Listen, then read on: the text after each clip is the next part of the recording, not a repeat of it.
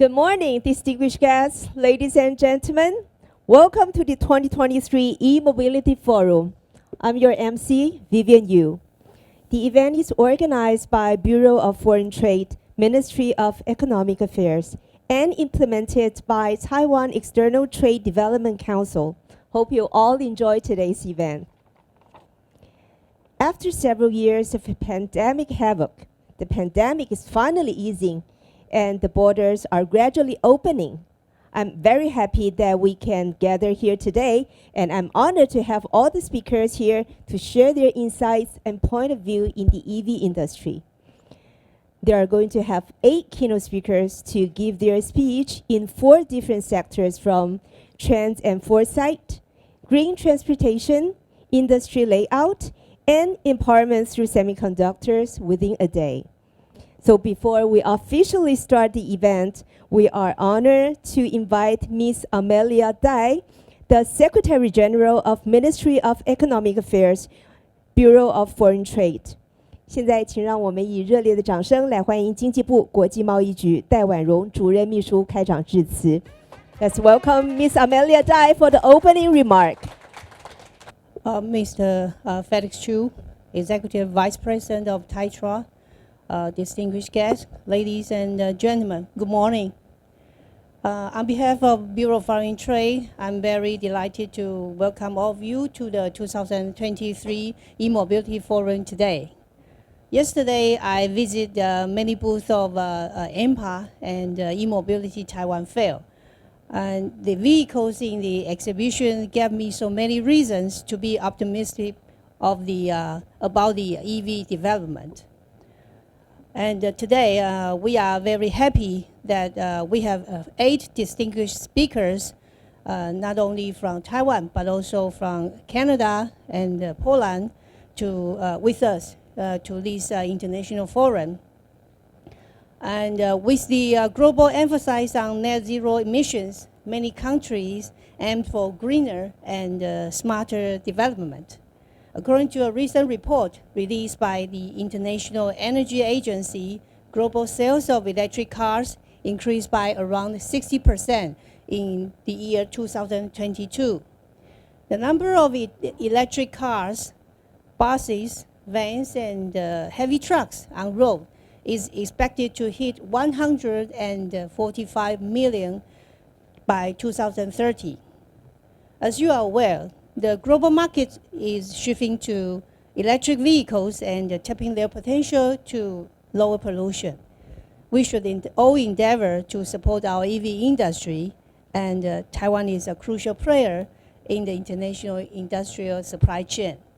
Because in Taiwan, there are more than 800 manufacturers making key components such as electric motors, charging stations, and auto electronic systems.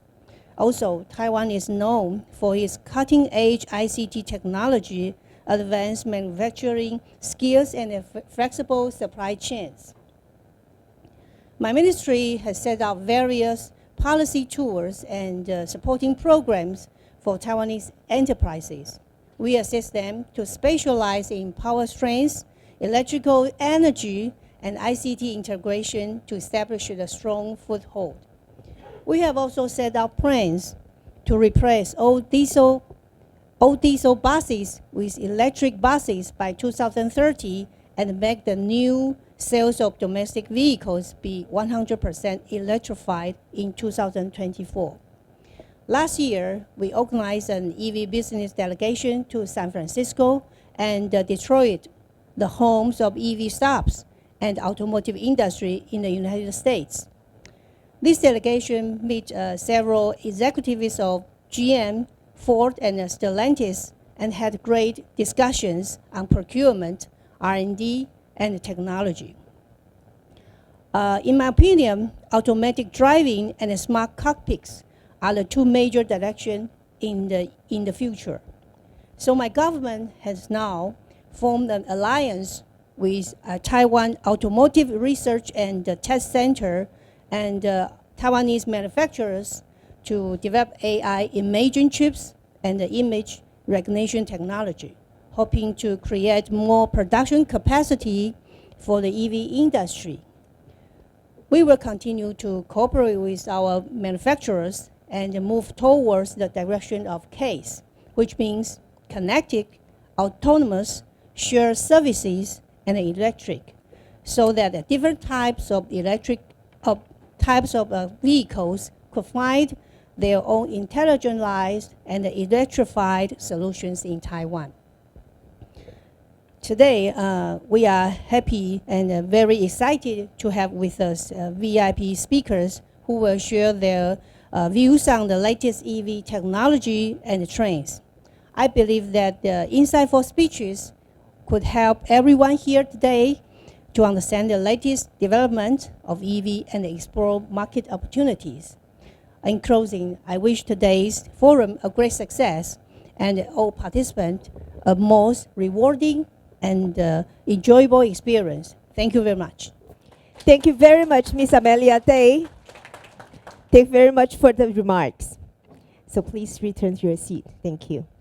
So next, I would like to invite the implementer of this forum, Mr. Felix Chiu, the Executive Vice President of Taiwan External Trade Development Council, for opening remarks. So ladies and gentlemen, please join me in welcoming Mr. Felix Chiu. 请让我们掌声欢迎外贸协会邱辉丽副秘书长开场致辞。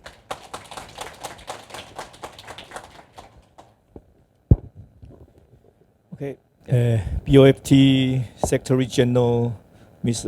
Amelia Dai, and Director of Polish Alternative Fuel Association Mr. Aleksander Rajch.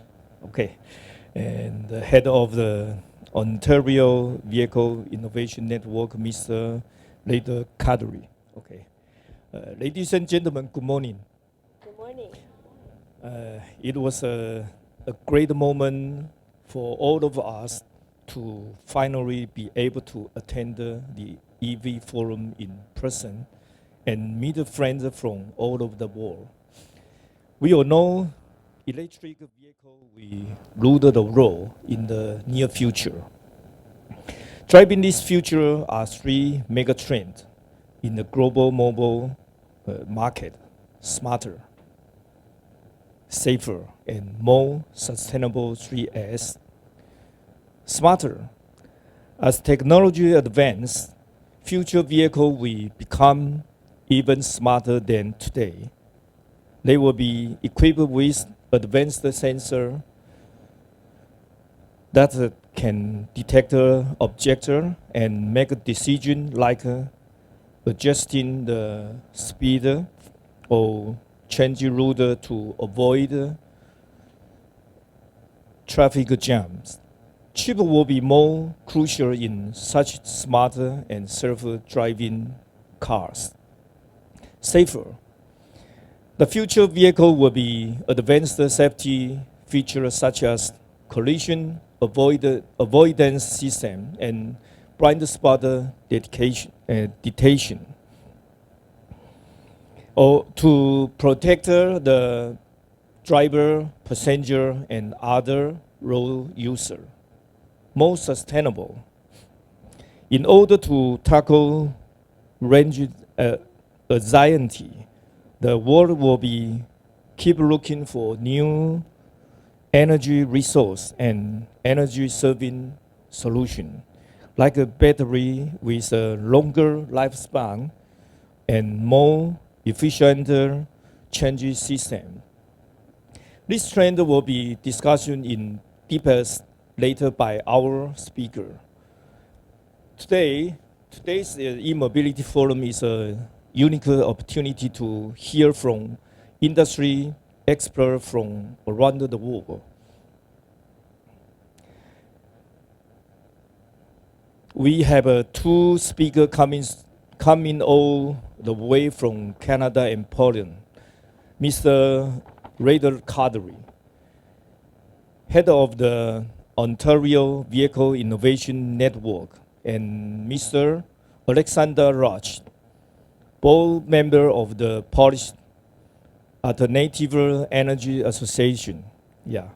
Canada has been a leader in developing sustainable mobility solution with regulation requiring all new passenger vehicle and high and light truck to be zero emission by 2035.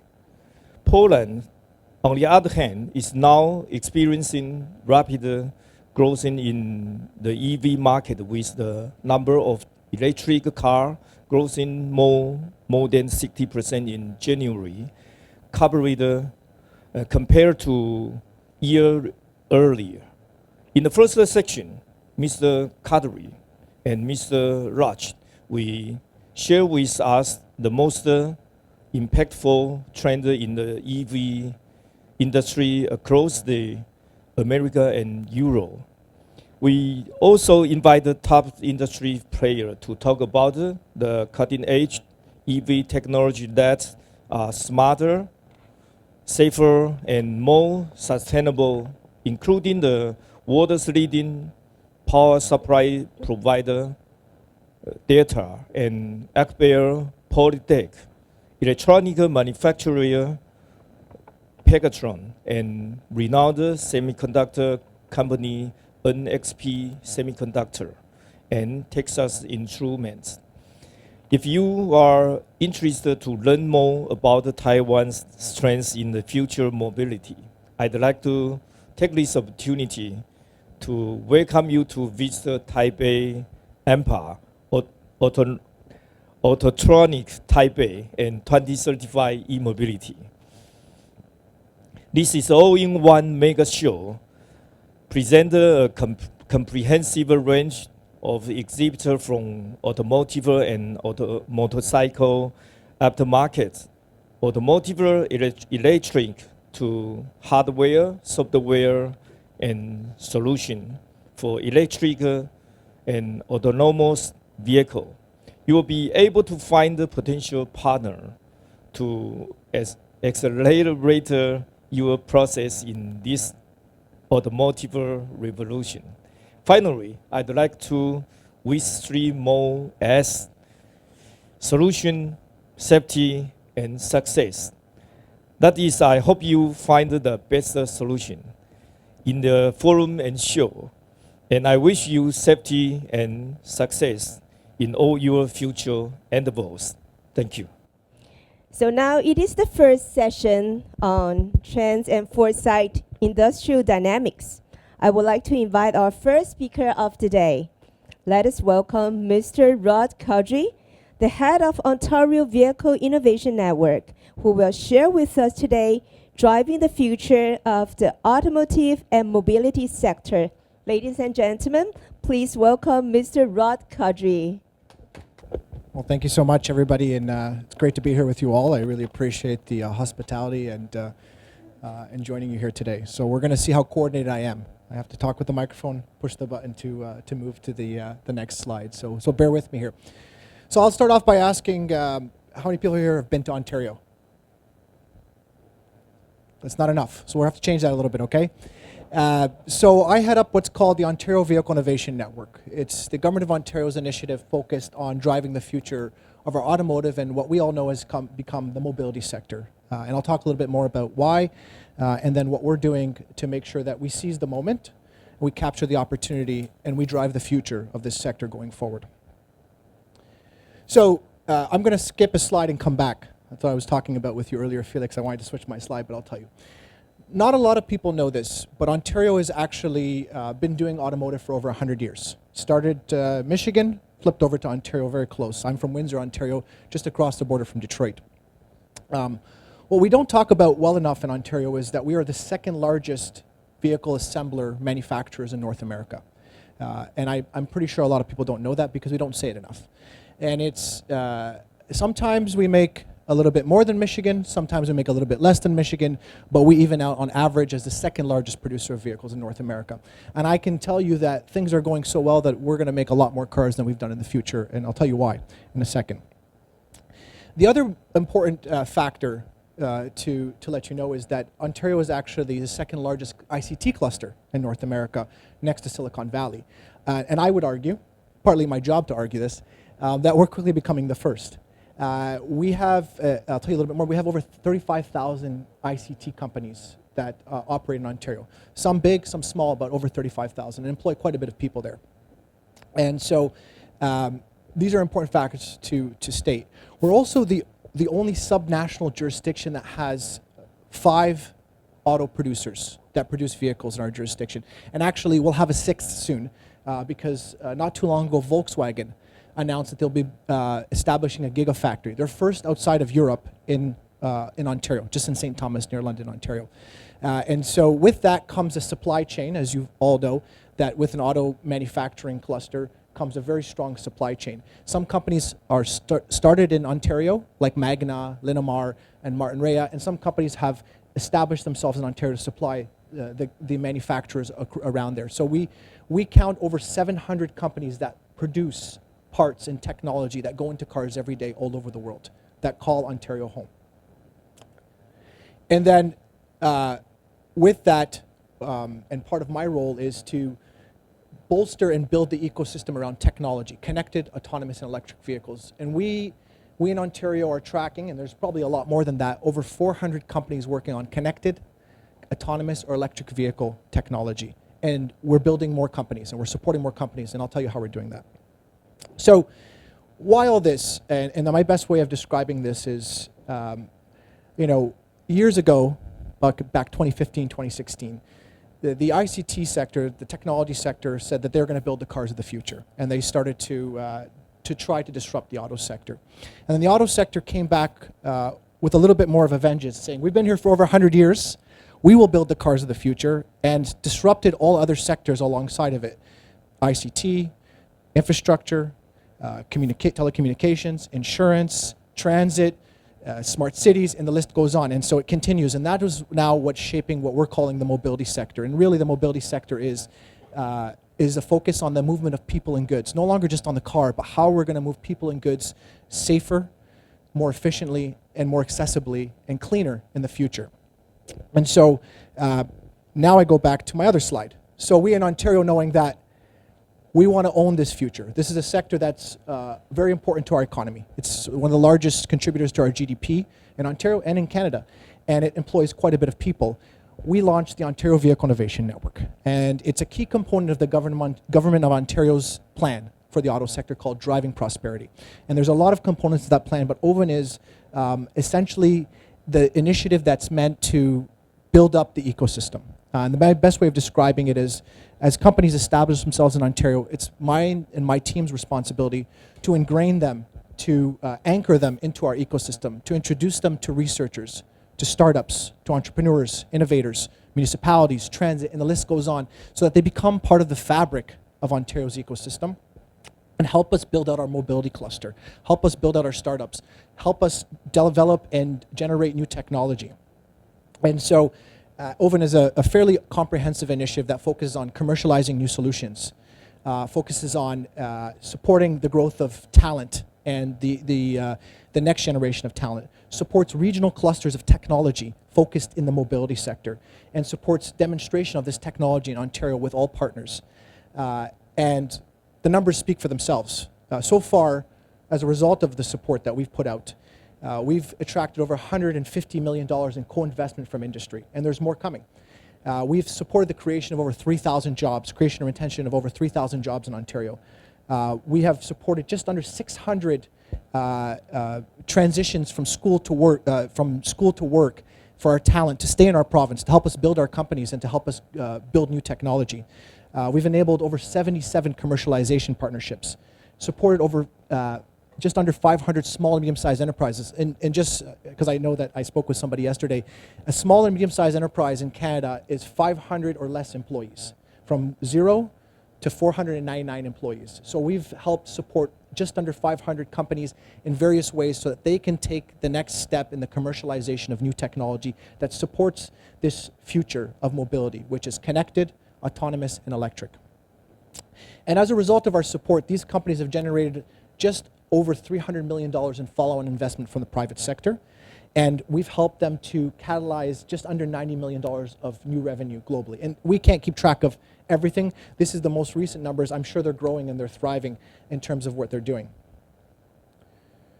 So part of this plan is not only the fact that we know that we have innovators and entrepreneurs in our province that are coming up with new solutions that are AI-based, quantum-based, cybersecurity-based, that are all supporting this future of mobility, where the sector is going, the movement of people and goods, air, land, and water. But also, Ontario is doing a very good job to attract new investment, because we know that we can't build our cluster without leaders in the industry. And so it's important for me to note that Ontario has a corporate tax rate that's below the G7 average. We have just under $400 million in annualized savings to business. This is something that is part of driving prosperity, is an approach that is very business friendly, call it open to business. We have some of the best labor in the world, I'd say. And I always use this example. Toyota's highest quality producing assembly plant is in Ontario. We are the only plant that produces Lexus outside of Japan, in Ontario. And so I think that's important to know, and that's a testament to the labor force that we have in our province, the output of quality that we have in terms of manufacturing. We have a great exchange rate. We work in Canadian dollars. Has anybody been to the US and come to Canada with some USD? It becomes a little bit more when you come to Canada, so just important to note that. From Ontario, from Canada, from Ontario, we have trade agreements that cover 50 countries. So you can trade freely from our province, from our country, with over 50 countries around the world. And we have ease of transportation. Again, I mentioned I'm from Windsor. It takes me about 5 minutes to tell you 4 times that I'm from Windsor, Ontario. We have the largest and busiest border crossing in North America between Windsor and Detroit. Something like $300 million of trade goes back and forth across the border every day. And so that's an important aspect of that. But we have more than that in terms of bridges. We have ways to transport our goods across North America. And you have access to over hundreds of millions of people in just a day's drive from Ontario. And I talked about the high-tech industry because we know that the auto sector is now the tech sector. It's the mobility sector. The mobility sector is the convergence of automotive technology coming together. And so I talked about the fact that we have over 35,000 businesses, ICT businesses in Ontario.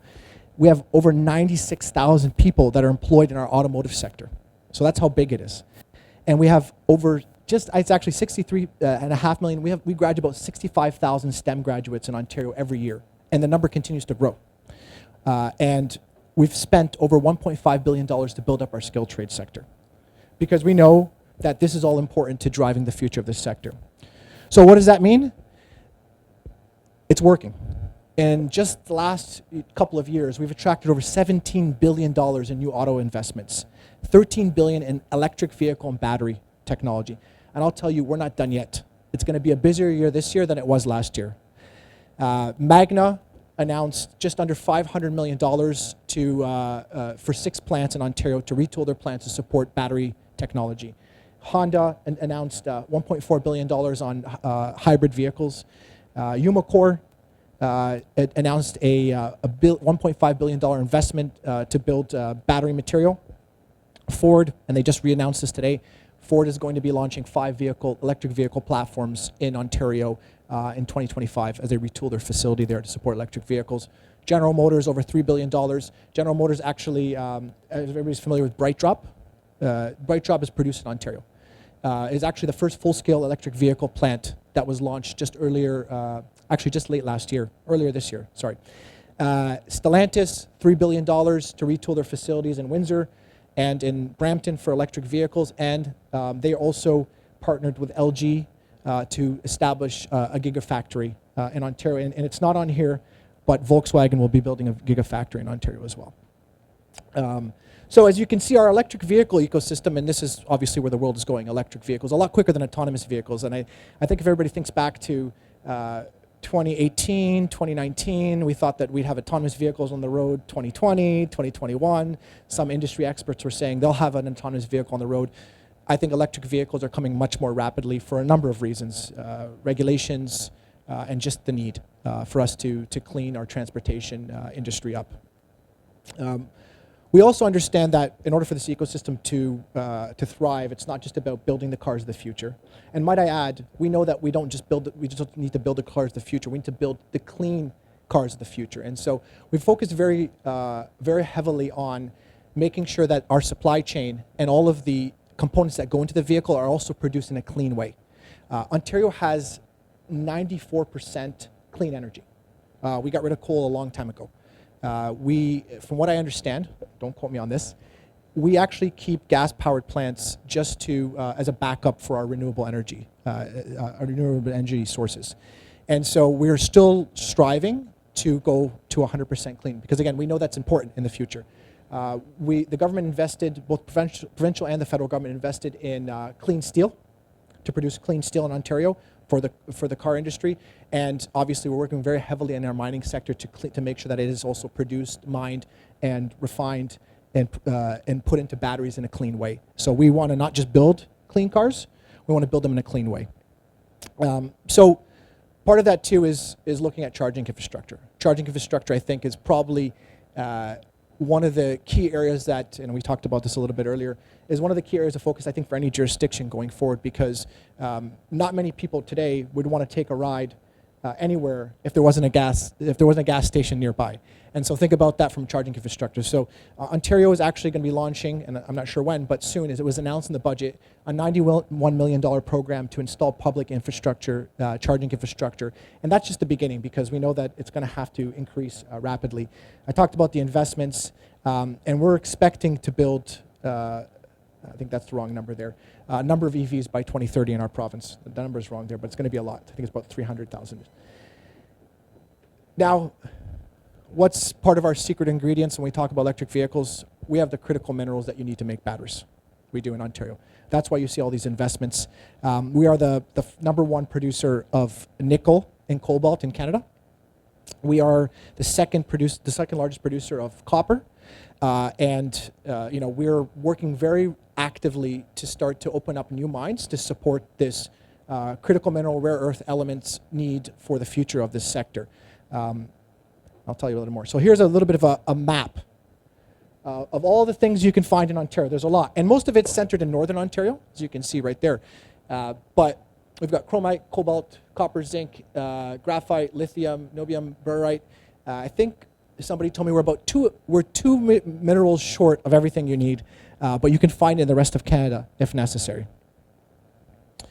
So what I like to talk about is we have the right ingredients. We know that the sector is focused on electrification, very rapidly focused on electrification. Everybody's very heavily focused on battery, but we do understand that hydrogen will be also an important factor in the heavy-duty, larger transportation. The government has launched a hydrogen strategy in Ontario, noting that, but batteries are coming a lot quicker for passenger vehicles, so we're very focused on that. So if you look back at this map, and I'm going to take a step back here, this is Detroit, right here. Windsor, where I'm from. Everybody remembers that? And if you look in the circles in the red, so from Windsor to Oshawa, that is our traditional automotive manufacturing cluster in Ontario. So Southern Ontario is the traditional automotive manufacturing cluster. And then from Ottawa to Waterloo is our traditional ICT cluster. That's where most of those 35,000 companies have established themselves. And then you take a look in Northern Ontario, from Ottawa to Thunder Bay, that's where all our critical minerals are. So as we look at the future of the automotive sector, we know that we need to converge 3 clusters: automotive manufacturing, ICT, and critical minerals. So that's what we've done in this province. And we've created that, and this is the OVIN network. The OVIN network spans all these nodes that you see here. And what we've done is we've clustered our regional strengths, our universities, our colleges, our incubators, our accelerators, our municipalities, our transit, and our local industry to come together to support the commercialization of technology, support small and medium-sized enterprises to build new solutions, leading-edge solutions that will support this mobility transition. And then we've connected them across the province. So the idea is that you can go anywhere in Ontario and you can get access to any technology or any research or any talent that you need to build the transportation, the cars, the mobility of the future. And we know that, when we set out to do this in 2017, we had a thesis, and we've proven this thesis, that if we focus on technology, if we focus on commercialization, naturally those companies, those startups, those innovators, those entrepreneurs will test and pilot their solutions in Ontario. You come up with a technology, you tap your local transit agency on the shoulder and you say, can I try this out on your trains? And that will help us to better understand how we adopt those technologies so we can reap the social and environmental benefits on our roads and in our transit system in Ontario, in our transportation system, which is, again, safer, cleaner, and more accessible movement of people and goods in our province. So a big part of that is we launched this forum that actually spans a number of municipalities in what we call the Golden Horseshoe, which is from Barrie down to Waterloo, and we're planning on expanding it.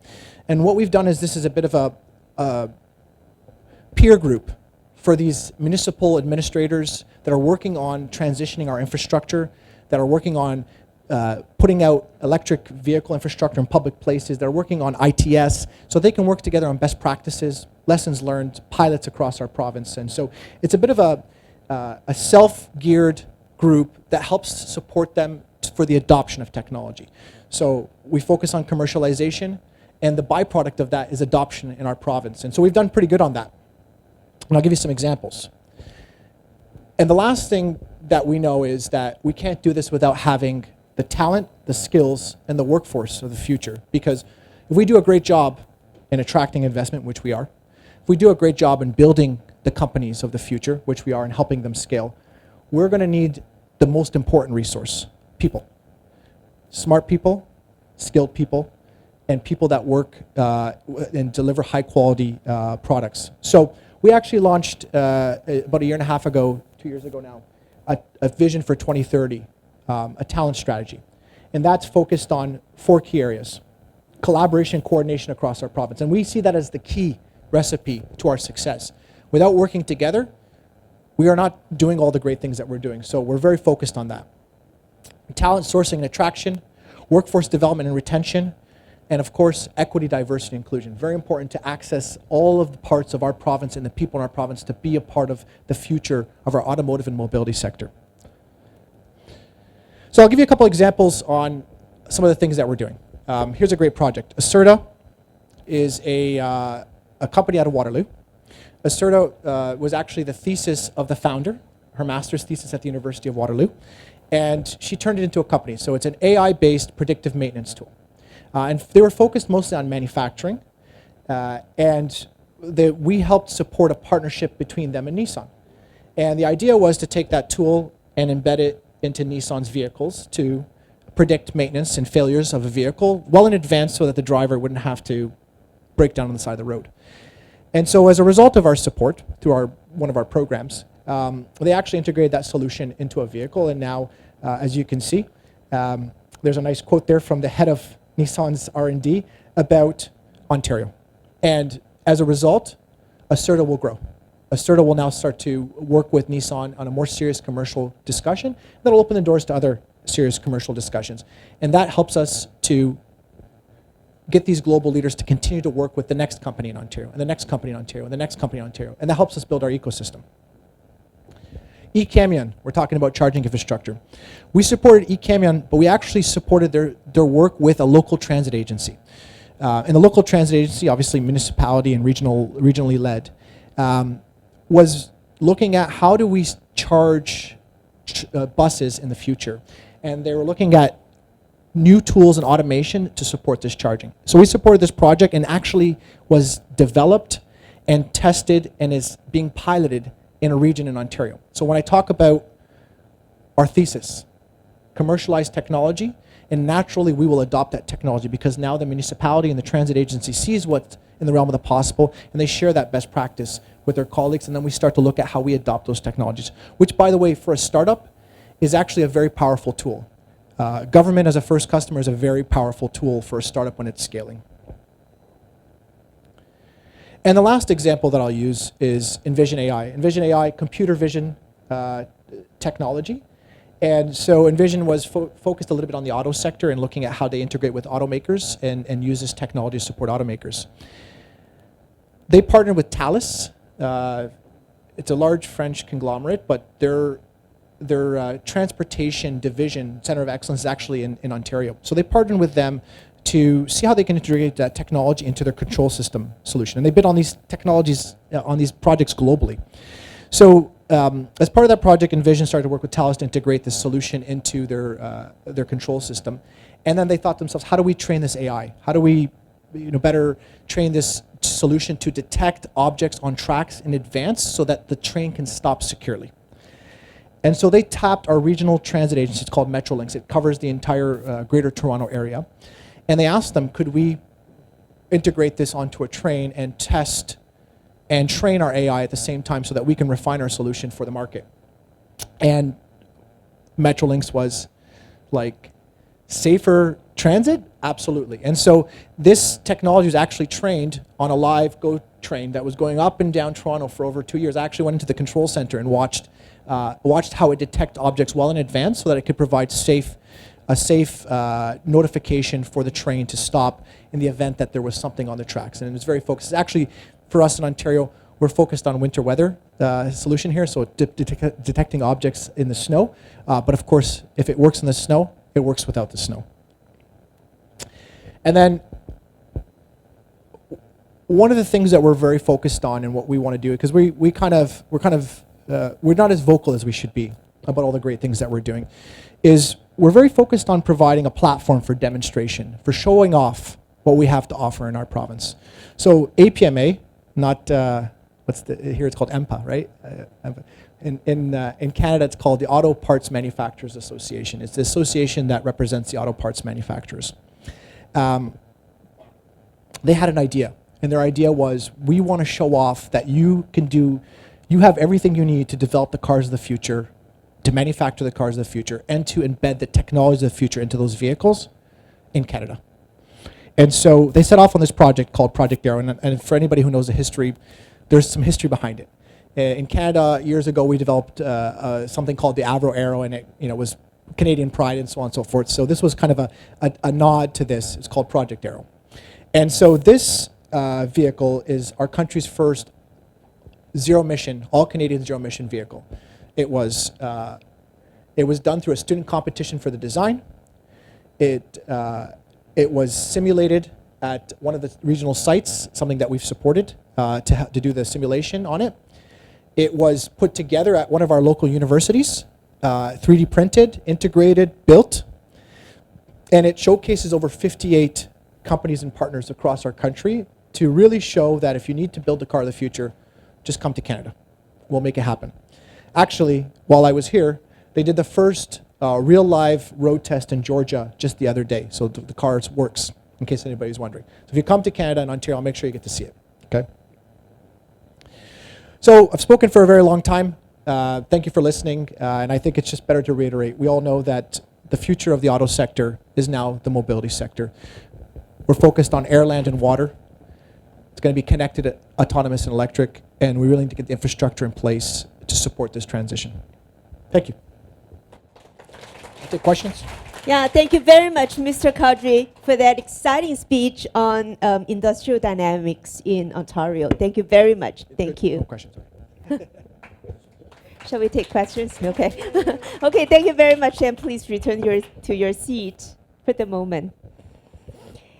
Next, I would like to welcome our second speaker, Mr. Aleksander Rajch, the board member and director of Polish Alternative Fuels Association, who brings us the global vision of Trends Foresight today on the sustainable market in Poland and the Central and Eastern Europe. So, ladies and gentlemen, please welcome Mr. Aleksander Rajch.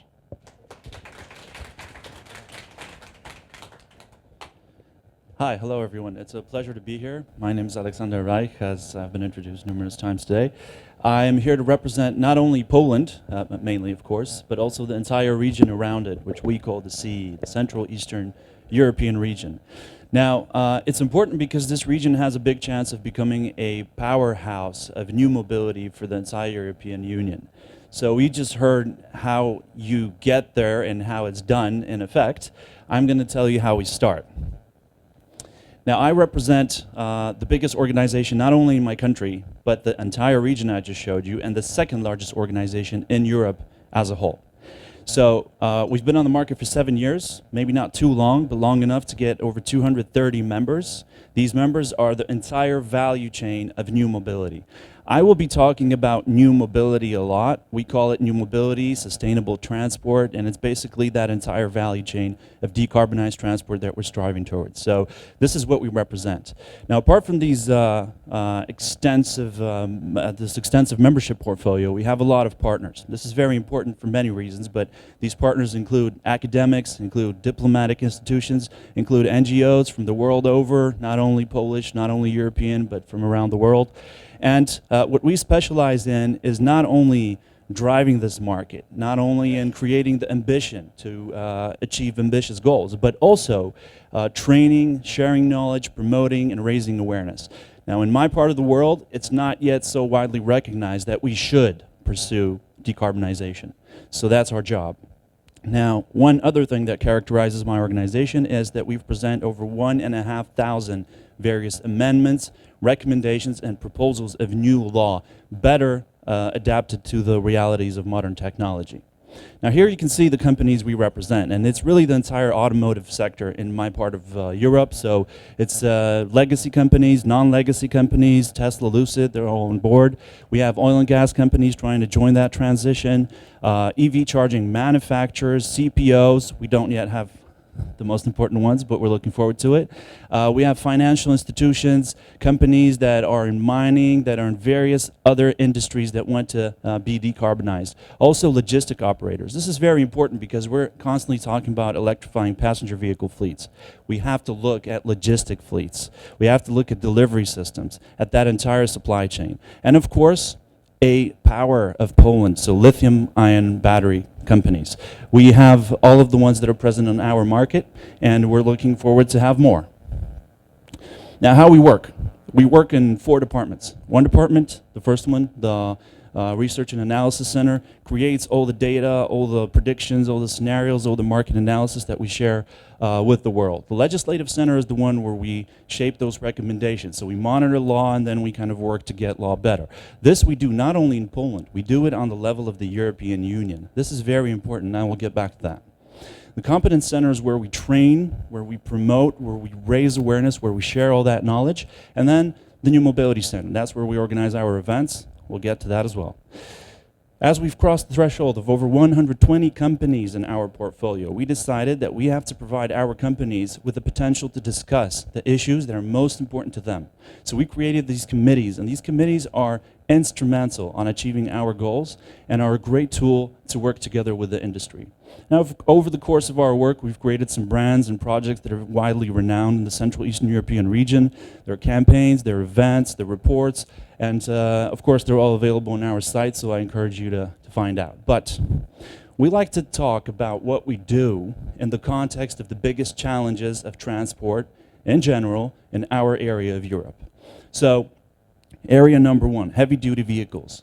Not many people know this, but Poland has the largest fleet of heavy-duty vehicles in Europe. We also are responsible for carrying 30% of the road transport cargo in the European Union. So this is an enormous challenge because it's not only the electrification of the fleet manufacturing the vehicles, and this is various categories, 16 tons, 27 tons, 45 tons, various segments, but also electrifying the actual charging network. Now this is incredibly difficult for old Soviet, ex-Soviet countries. First of all, because of the grid connection challenge, and this is a problem both in terms of investment. Sometimes the district operating system is about 11 to 15 kilometers away from the highway. This raises enormous investment needs, but also the capacity of the energy that's available on the grid. I will also get back to that. The second challenge is decarbonizing cities. Now, the EU has 300 low emission zones, 286 to be exact. Poland has none. The Central Eastern European region has none. So 14 countries have no low emission zones. Meanwhile, we have incredibly high air pollution levels. So this is a big project, and we were actually instrumental to creating the law on deploying low emission zones in Poland, and we've called them clean transport zones.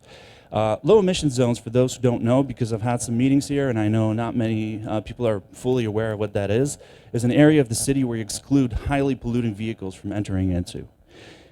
Batteries. Batteries are a huge pride of Poland. We are the #2 manufacturer and exporter in the world, #1 in the EU in terms of lithium-ion batteries.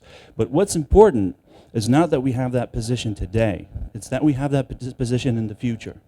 Now, we don't have the minerals and the resources to actually produce batteries, but we have the European battery regulation, which stipulates that we need to recycle most of the rare earth metals that are in lithium-ion batteries in order to keep them on the market once they are used. This is very important.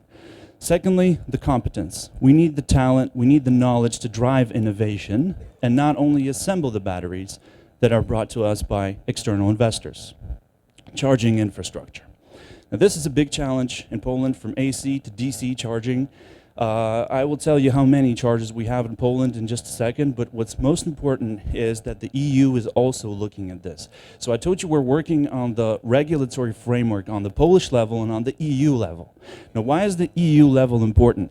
Well, basically, we have what we call the Alternative Fuels Infrastructure Regulation. By the way, this regulation, when it was a directive, that's where our name comes from, Alternative Fuels Association.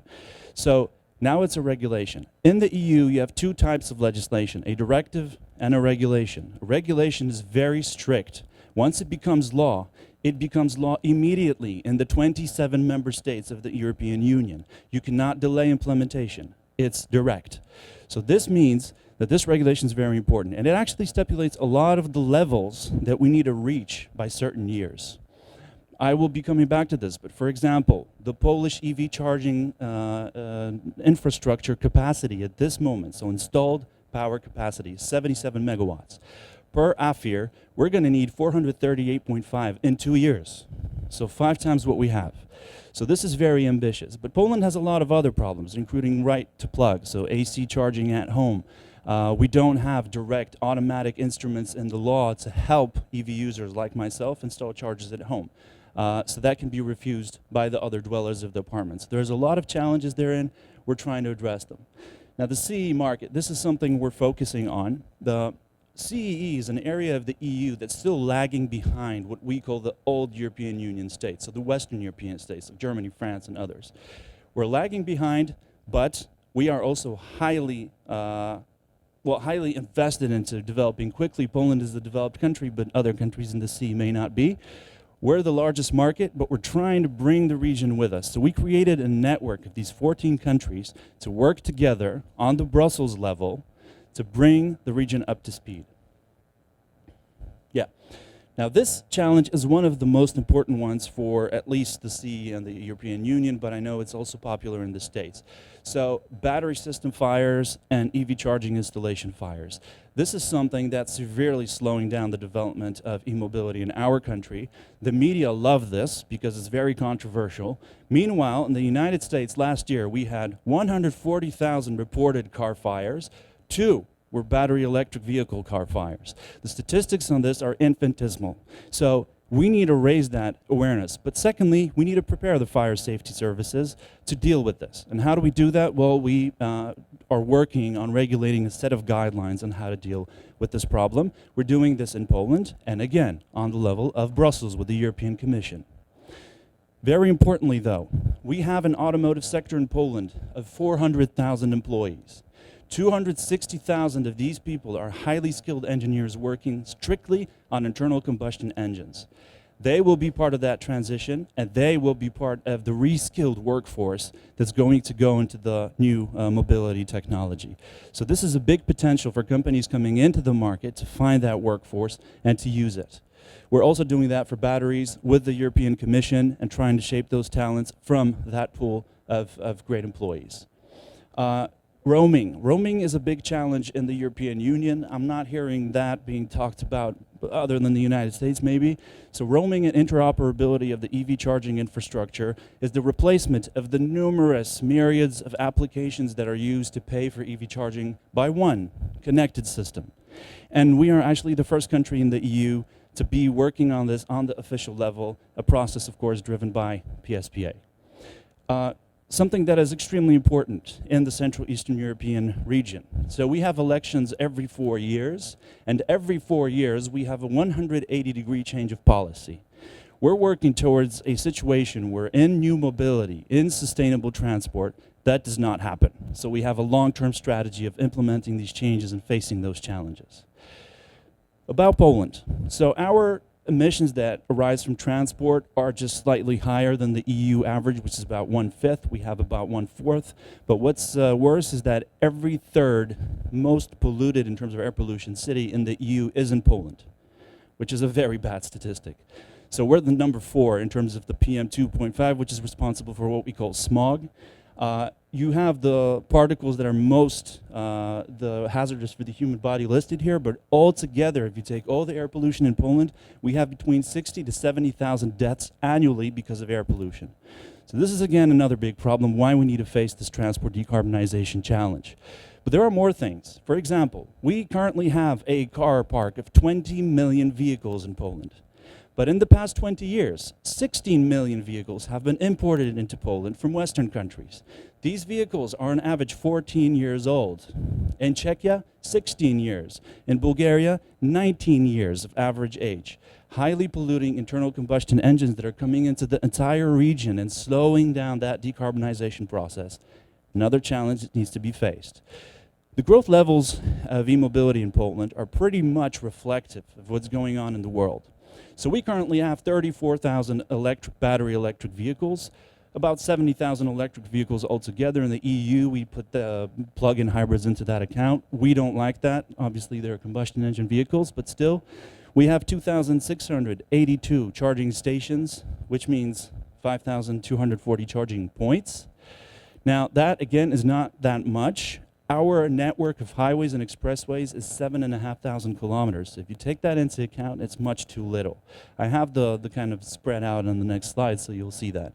But the numbers are growing. The numbers are growing, and amongst the reasons why they're growing is the EU regulation. So that framework and the way the EU is pushing things forward, and with the aggression in Ukraine, we kind of got a head start now. So we're really catching up to the world. And we see that in the years to come, this will be highly accelerated. So we expect around 230,000 electric vehicles in just 2 years. It is possible because of the very extensive subsidy and incentive scheme mechanisms that are being introduced in Poland, and of course the EU legislation that I mentioned. And if you look at that, that means it's a 10 times rise in just 2 years. Sorry, and 8 times more charging stations will be present in Poland in 2025. So these numbers will grow, and why they will grow I will show you in a second. First of all, because of this law. This is a law that we've been instrumental in amending and creating in the first place. Now it has the mechanisms that are beginning to incentivize and support the development of those key challenge areas of transport that I was talking about. What are the current incentives? And this is highly reflective of what's happening in Europe in general, because most of these incentives are either already implemented in Western EU countries or are being implemented in Central Eastern European countries. So first of all, electric vehicles can travel in bus lanes in Polish cities and in most of CE cities. They can park for free in city areas, which is a great incentive. I'm a car user, I'm an EV user, so it's really great.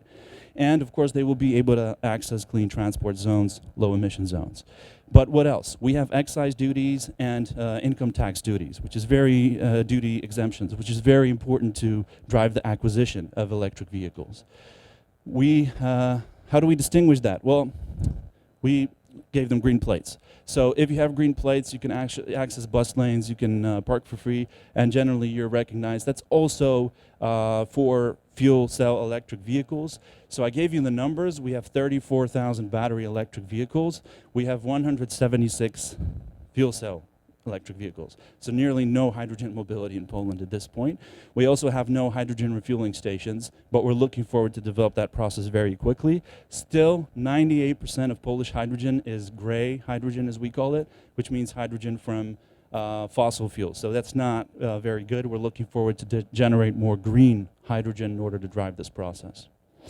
But what's also happening, and this is discernible in Europe, thanks to EU funds and the mechanisms that are happening, we're seeing a lot of various programs in Poland that are supporting the development of these various interconnected elements of driving clean mobility. So first of all, green public transport. That's very important. I saw some of the stuff that was exhibited here and that is exhibited here. It's very impressive. And I think buying such technology is key to developing this kind of ecosystem. Also a smaller program for school buses and rural areas.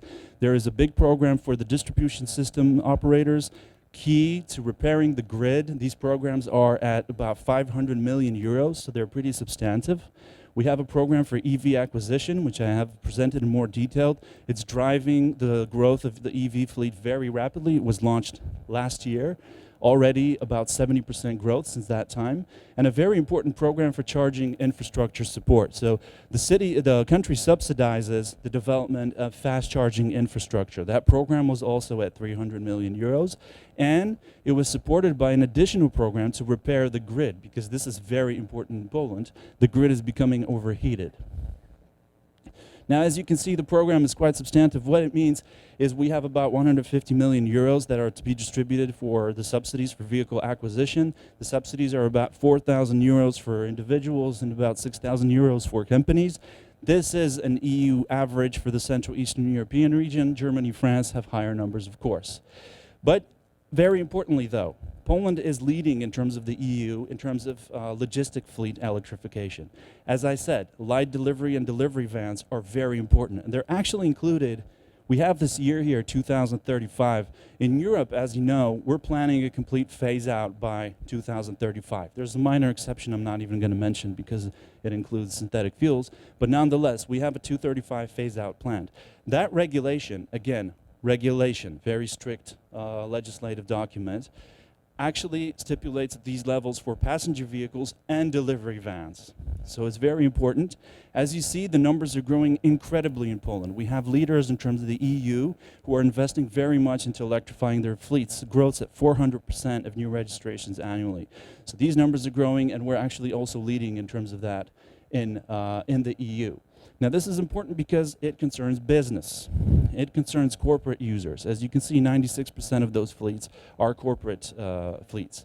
In general, even passenger vehicles are mostly corporate and company cars in Poland. 78% of all the vehicles in Poland are owned by companies. And one important note is that Poland is in the early phase of developing new mobility, sustainable transport. It's time to come into the country and support this investment because it's an enormous business potential. Why is it a business potential? Well, because we're a big country with access to the key markets, for example, Germany, we have access to the sea, and we have a very good spacing out of the facilities that are already part of the value chain of e-mobility. So every second electric bus exported by the EU is manufactured in Poland. We have an enormous supply chain of component manufacturers. Lithium-ion batteries, 2% of our annual export value. And, of course, charging infrastructure, a lot of manufacturing therein, but hardware. We're really looking to get more software companies, to get more innovative companies to drive this sector further. And in terms of these opportunities, well, number one is that heavy-duty vehicle sector that I mentioned. As I said, number one fleet, 30% of the goods, but also third in terms of new vehicle registrations. Out of the 30,000 registrations last year, 4 were zero-emission heavy-duty vehicles, which is not much. Only talking about this segment. In general, we register 500,000 new vehicles in Poland every year. So this is an enormous potential, but not only in terms of the fleet, these numbers are to impress, but it's actually in terms of charging infrastructure. Europe is working on what we call the megawatt charging solution, and this is something that is very important because it will allow to charge heavy-duty vehicles very quickly. Now, there are none in our part of Europe, but we're developing locations to do that. We have calculated that it's about 20 residential buildings worth of electricity in a single point to have a heavy-duty vehicle charging site. Now, what we have, of course, is a little bit too small scale of electric vehicle charging infrastructure. So we have currently about 15 EV users per charging point. This is public charging infrastructure, very important. So accessible to everyone and paid for. I told you about those numbers and about AFIR, so we're going to need much, much more in just 2 years. This is happening. This is coming along. Now, installed capacity doesn't mean that we're going to need to generate that much energy just for charging. It just means that that's the installed power in the actual infrastructure. But what's very important is the private charging infrastructure as well, so the AC charging infrastructure. So out of the 2,600 charging stations that I mentioned, 70% in Poland are AC charging, so alternative current. So what we colloquially called slow charging. And these charging solutions are mostly type 2 sockets, but we have the other types for the 30% DC charging. It's very important because we think that by 2025 we will have over 100,000 of these private chargers. That would be important to drive the process, and we need to face right to plug and other such regulations and implement them very quickly. Opportunity 4, well, this will grow 30 times in the next, this has grown, 30 times in the last 3 years. It will grow 4 times more until the next decade. So lithium-ion batteries are a strength of Poland, but we need to drive innovation. We don't only need to manufacture. We need to also really, really develop our recycling potential. And this is for all of Europe. This is very important because we don't have those resources in Europe. We need to keep them in once they come into the area. Also, of course, high-tech and innovative solutions, software solutions for battery management systems. This is needed a lot to drive this process faster and drive it forward. So we want to retain this position. We need to work hard to do it. Shared mobility. So I'm talking a lot about e-mobility, about electric vehicles, hydrogen vehicles, but in the end, I think the challenge is not to replace all the internal combustion engine vehicles by zero-emission vehicles. The challenge is to limit vehicles, to minimize that fleet. Also, to get used to not owning a vehicle. Very big change, very difficult change. And then the next step probably will be autonomous as we see it. So Poland is actually doing quite well in terms of shared mobility, which is that mentality building of not owning a vehicle and the multimodality of transport. So 150 cities already have e-scooters, 90 cities have e-bikes. We also have other services like that, and a lot of that is becoming electric, which is a very good sign. There is a big, it's very popular for cities to adopt these solutions. It's supporting the development of these low emission zones, and it's very good for decarbonizing transport in general. Now, opportunity 6. As you can see here, we have a big share of these conventional power plants, very negative. 80% of our energy mix is coal. Incidentally, 70% of that coal was imported from Russia before the war, so we're facing a huge challenge. And it's actually good to see that Poles are really investing into private PV installations. You see these numbers of 195% growth year to year, that's the PV installations. But what does that mean exactly? That also means that we're getting a lot of exchange of electricity on the grid. The grid is becoming overheated, especially the district system operators are experiencing this. And this is a big problem which can be resolved with lithium-ion energy storage units, which I know is something that is also being discussed in Taiwan quite heavily and around the world. But perhaps with the development of vehicle-to-grid, so V2G technologies, we can face this challenge even better, because the electric vehicle is actually an energy storage unit. And if used adequately, that could balance and stabilize the grid. So for Poland, that is a big opportunity. We're trying to raise that awareness. Of course, just lithium-ion batteries bought for energy storage are adequate as well, but we really need to face that. So we have a lot of this private energy creation. We call it prosumerism, so prosumers in Poland, so consumers who create their own electricity. But we need to start stabilizing the grid, because otherwise we're going to have problems with that. So as you see, I have a big analysis of what the opportunity areas are for each one of those challenges and opportunities that I discussed. A lot of green, which means now it's time to really come to Poland. Now it's time to really invest in those areas. And if you don't do it in the next 5 to 10 years, you might lose that opportunity, because that void will be filled. It's not really a void, but it's still a lot of space to actually achieve goals and get things done. Now, I'll take the liberty to advertise a project of ours, the New Mobility Congress. Now, all these things that I've discussed and much, much more will be present in the center of Poland in Łódź at the end of September. And I invite everyone to visit us there. It's a very big event. It's the biggest in the CE, one of the 5, 6 biggest events in the EU in general in terms of sustainable transport. We're going to have a lot of the European Commission there, a lot of interesting speakers. We'd love to have Taiwanese companies and experts showcase not only their expertise, but their technology and products as well. So it's very important, because we already have a lot of interesting markets coming in there. But this market is particularly interesting, and we'd like to see you there. I congratulate the organizers of this event. I thank you for your attention, and yeah, let's work together. Thank you very much, Mr. Rajch, for that inspiring speech.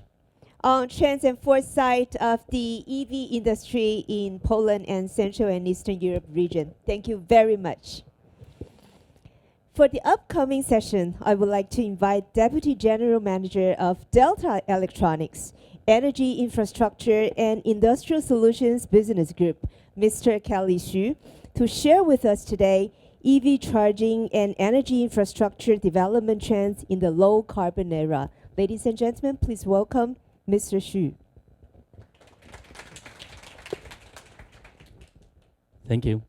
And ladies and gentlemen, I think I honor being here to show the EV charger and the infrastructure development trend in the low carbon era. And I'm gradually will be after the two presenters who are mother language in English, now become a Taiwanese English now. Yeah. So, and I also checked the GPT. People know that GPT is quite familiar for everyone. So I checked with them how to become a good presenter. So yeah, I did a good job because of ChatGPT. It's not because of there. It's not my fault.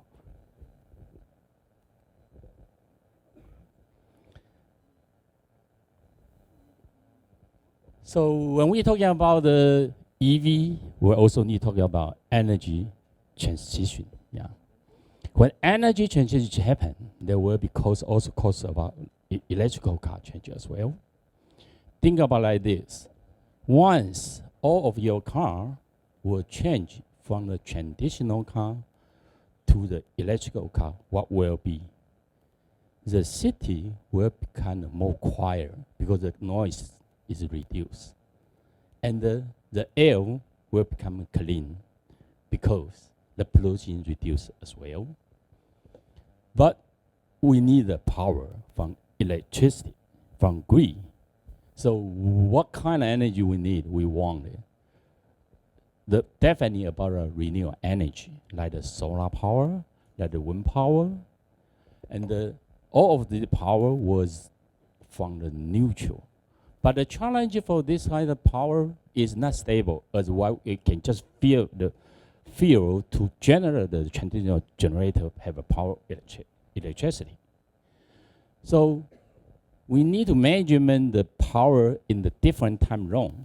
So one of the solution is the battery energy storage solution does. So later on, I will present about the electrical vehicle and also some case about the grid control as well. And I think possibly most people know about the Delta was in the EV charger more than 10 years already in the market. And we are service a global global country as well. So we have a lot of experience before. So I will show you what we see and share with you here. So the EV charger is changing. I think EV was very interesting compared with the traditional technology change. Think about when people from location to location by walking, by bicycle, by motorcycle, and by car. It goes fast and fast and fast. But unfortunately, the charger compared with the currently fuel by gas station is becoming longer. The longest one can be 10 hours. Fastest one maybe 10 to 20 minutes. But compared with the current solution, it's still quite long. So, is issue? Once issue coming, I'm excited because always with opportunity and business. Okay, think about like this, what will be changed for this one? Any kind of change can be a business or everyone. Here, some of change we saw that. The first one, the behavior change. Currently, people charging the car will go to the charging station, go to the gas station currently. So once you go to electrical car, should we go to the charging again waiting for 10 hours? No, I don't think so. How about 1 hour? No, I don't want it. So 10 minutes, 20 minutes, maybe, maybe not. So what we can do, the issue in there. So, which means we need more location for charger, which means easy to people be charged. Okay, so like example, you can charge at your home, you can charge it at commercial area, you can charge it multiple location. The same thing about the power electronics, power source also have a change as well. In the traditionally where connection grid, we have enough power already. Can we generate power by ourselves, like the solar power, like the wind power? And if so, we can have the more efficiency, more green, and better environment for that as well. So once our car charger was connected to the grid, also connected to the car, connected to cloud as well. So it becomes smarter and also be a green. So electrical vehicle car, what most people knowing about the passenger car. And then maybe we saw some of the e-bus as well, especially in Taiwan. And we know in the fleet and the e-truck will be next. So people are talking, especially about e-truck, people are talking about the megawatt charge. So I'm in process of talking with some global company working for the megawatt charger as well. So which means in the future, the truck in intercity travel, they can charge very fast. But there will be cause some challenge for the grid network. Later on, I will tell you what the solution, what the issue does. Yeah. So when we're talking about location change, there is bring a lot of opportunity in front of here. So when people talking about the car company would like selling the car to you, they got convinced how convenient, how easy to you can get the power electronic enough charger convenient. So they are selling the home charger device with car together to you, which means you can charge the car at your home. So currently, 75% charge the car at home. Rest of it in the public or commercial area. And once you have a home charger with you, it's not feel comfortable. So the dealer, they say, hey, I will build a fast charger in my dealership. You have a second choice. So once you have enough car come in, so the operator, the CPO, they build their public charger and also the commercial charger as well. So as I said, mentioned about that, about 10 hours, 2 hours, the charge. So what we can do for that? So my wife will be happy if we can go to the shopping mall. Yeah, 10 hours, she will say, yes, it's great. Why not? For me, it's not okay for me, but seems people change. Even 10 hours for people, they have a good reason go to the shopping mall, get a free charge at shopping mall, then have 10 hours for shopping as well. Yeah. The other change is your mindset change for the refuel of your car.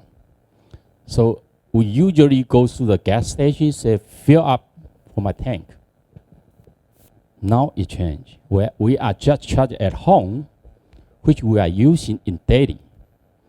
If you do home to the office, I may take about 50 kilometer, 100 kilometer. So it's not necessarily that high power.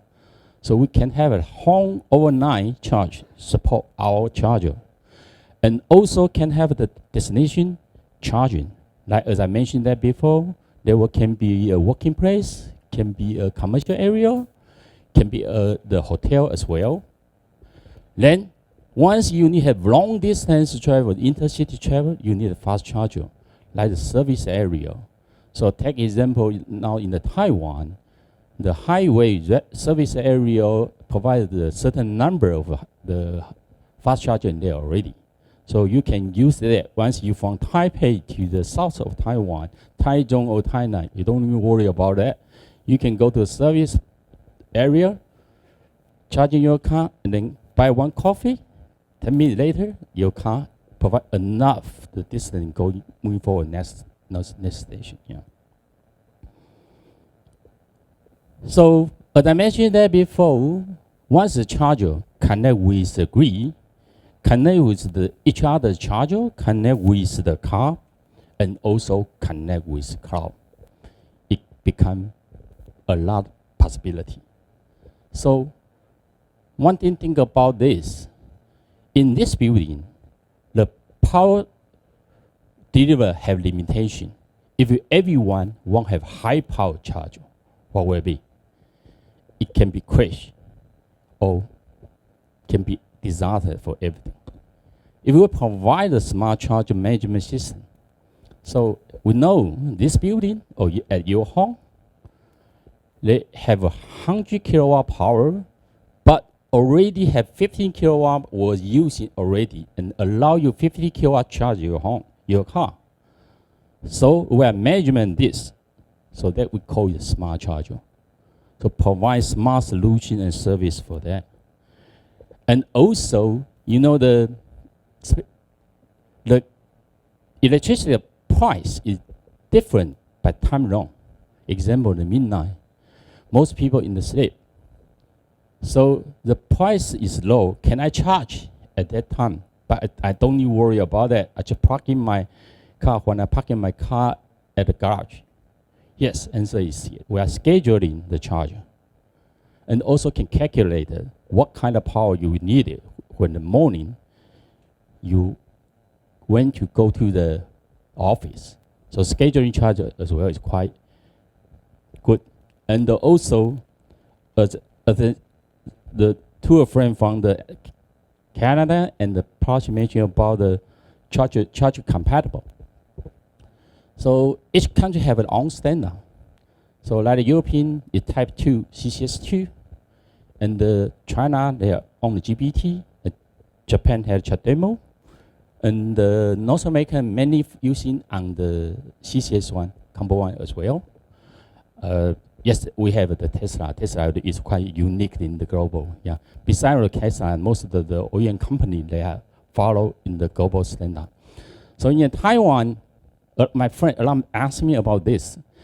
Can I buy the car, charge each difference, branding? Answer is yes. Most of the Taiwan OEM car company was provide a CCS1 car in the Taiwan as well. So this also important for that. And also, we are talking about the site management. So think about that, the charger is not only the charger, but also a building, smart building. It can be a smart building product as well. So you can have your app on hand to knowing what the charging level you do have right now.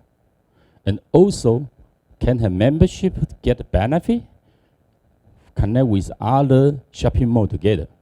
So it's become smart now.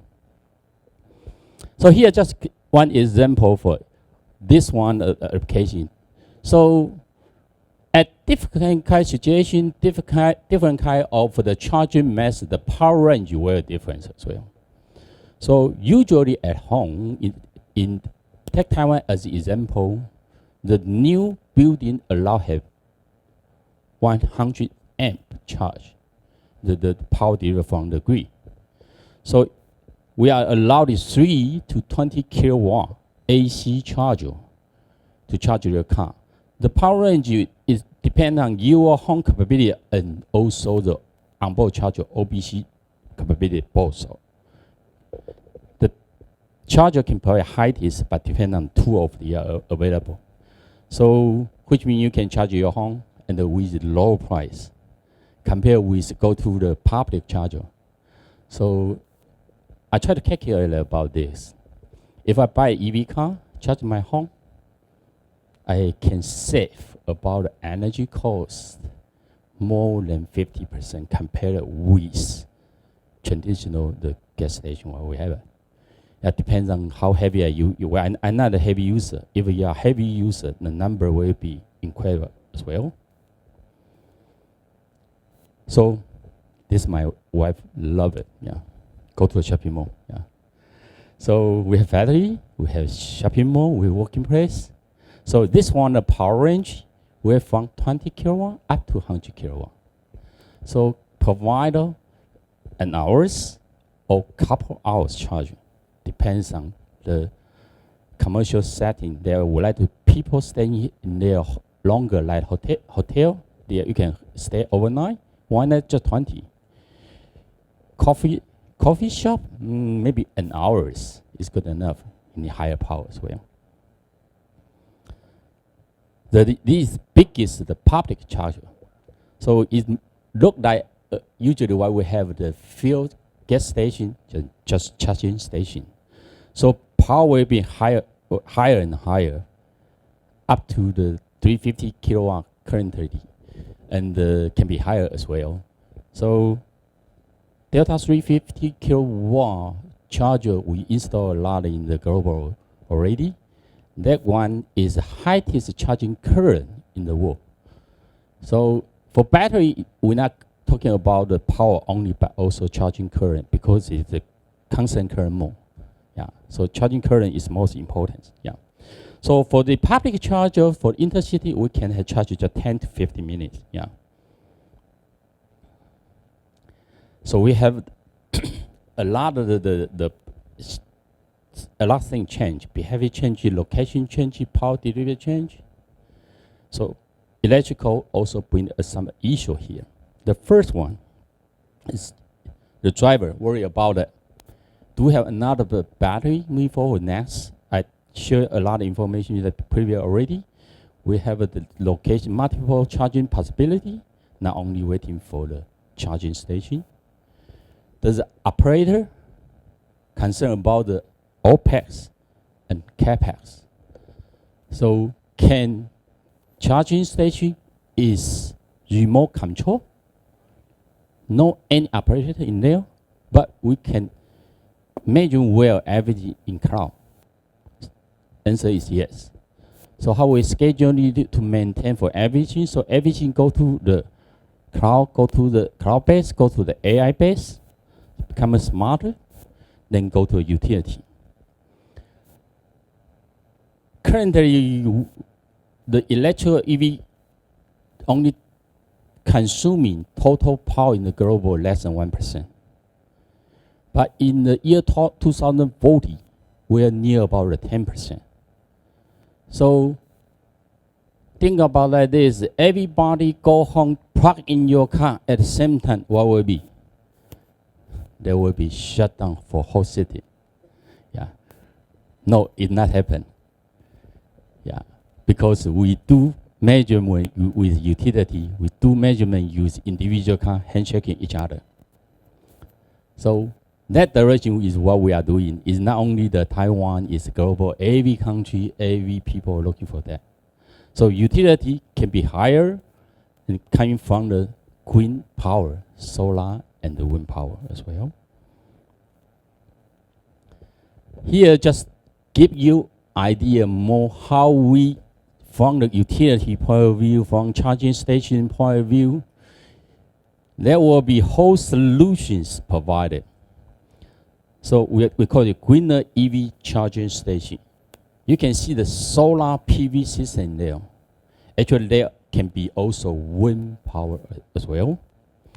So we are general power from sun, and also at the especially in the daytime, we have storage in the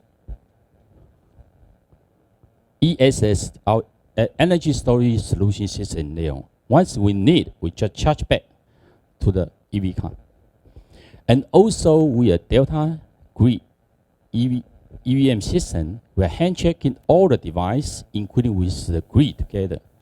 So we know how we deliver good power, a good quality power, and also this ESS can be a peak sharing as well. Take example, most people in Taiwan, we are talking about high-tech load for the power, the grid was afternoon, especially in the summertime, because everybody turn on the AC. Is still same in the future? No. Once we do have enough solar power, because afternoon was solar power highest delivery time. The worst in case become a nighttime, because at that time, sun was disappear, become wind power and other generated power coming. So here, in this kind of case, so we need to ESS to storage the highest power from the daytime to the nighttime for use. So ESS can be this kind of the solution as well. And also, we know that the sun is not always there. Sometimes higher, wind also same thing, up and down. But our demand, I need a power now, not waiting for sun coming. So how it can be? So this one is a solution. So yesterday, I think 2 days before, possibly 2 days before, that Taiwan was announced would like to invest about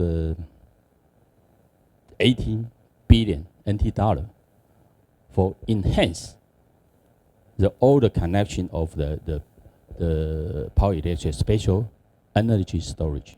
So they'll also bring a lot of opportunity for everyone. Here, just share example what we are assessing here. So Delta provide a different kind of charger, start from the smallest, we call it a corset, which means once you drive your car, go to the mountainside, you do not have any charging solution with you, but you only look at the one plug in your car, then charge your, or can charge your car, but it's small power. Okay, then go to the AC portion. We have many different kinds from the 66 kilowatt up to 20 kilowatt. Then as a commercial portion, we have 25 kilowatt, 50 kilowatt, then up to the 350 kilowatt for the public and the intercity. Yeah, we are selling more than 2 million chargers in the world already. Yeah, we'll continue selling a lot. So here is just tech example in the Taiwan. So most audience from Taiwan, I just show you, make you more comfortable to buy the EV.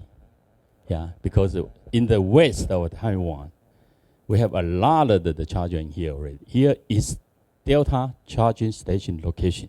In that, all we know in the Taiwan, not only Delta provide a charging station, we're just one oversupply. So already have many in there. So don't worry about this. And also in all the highway, if you see the charging station here, you definitely can find at least one is Delta's. Okay, in all the highway service area. So now in Taiwan, is in this year, we have more than 20 service area at highway to have the high-speed charging solution. When talking about the green solution, we're not just talking about ideally, we also make it happen here. Here is at the Japan, Yokohama. So we do have the DC charger here. We do have V2B here as well. So once your building destination with grid, and your EV car was plugged into your V2B device, so you can have the power from your electrical car. It's most people know in the case in the USA, Texas, the heavy snow happened, and the Ford car do provide this kind of solution. So Ford car owner can provide heater by using their own EV car. So here we're talking about V2BB, which means the building. Actually, there are many kind of the application like V2 home, V2 building, and so we usually call it V2X, and also have battery solution as well.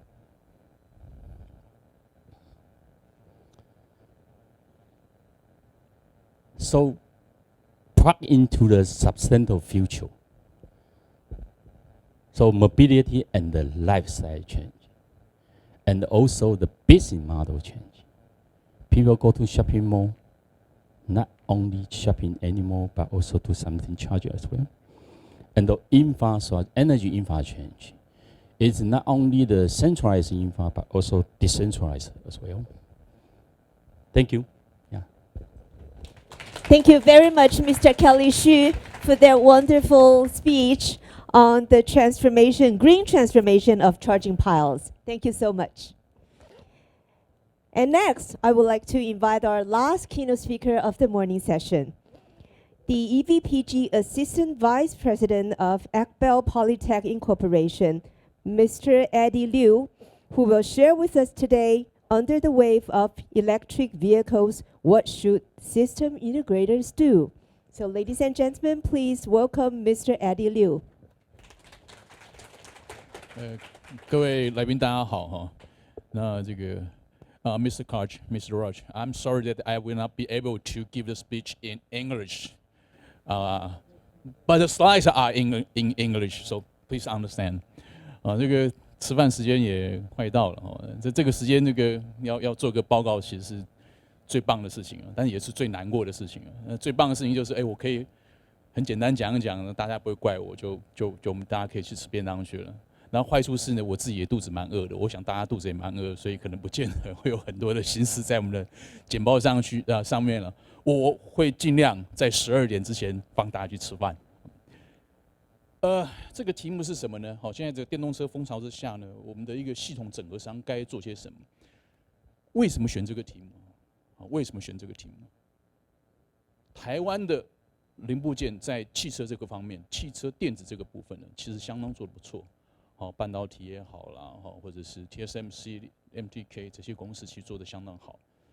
那有些 IC 设计公司做的这个在这个领域已经是世界上的一些强者。那面板、这个被动元件、PCB， 台湾的 PCB 在汽车这个电子业界是很重要的一个这个参与者供应商。那当我们想要我比较升级做另外一个层次的事情，比如像康舒做的。是个系统整合商，那到底有什么事情是我们该去做准备的、该去做的？那我不敢讲我们有什么成功经验但是可能有一些失败经验或者是痛苦的过程，可以跟大家做个分享。介绍一下我自己那个不知不觉我也在汽车业界做了25年了，My God， 就觉得自己这个照片好像修图把我修的这个稍微眼睛修大一点，这个。胶原蛋白修的多了一点事实上这个年纪也不轻了那我曾经在公务院做 internal combustion engine， 公务院我们做过内燃机引擎，那也做过这个在公务院做过非常早期，那已经20年前做过 infotainment， 非常早期。那后来在华创，我是这个华创的这个电动汽车的项目的这个专案的这个负责人，那也做了这个 hybrid， 做了一些 powertrain， hybrid powertrain 一些工作。那后来我在 Foxconn， 然后有做了一段时间是做这个国际的 infotainment 的 business， 大概这是我个人。OK， 那康舒做什么呢？我们做的是这个3个黄色的东西onboard charger、DC/DC 跟 inverter， 就是这个目前来讲是属于汽车电动化的核心。那康舒在这个领域做呢，当然我们国内有这个老大哥了我们做的也不差我们做的也不差。这个虽然距离老大哥可能还有一段距离我们做的事情是这样，我们想跟大家做进一步的解释。一般电动汽车或者汽车电动化，大概它的电力系统大概分两块。第一是驱动动力、驱动电机的这个电机驱控器这是属于动力系统。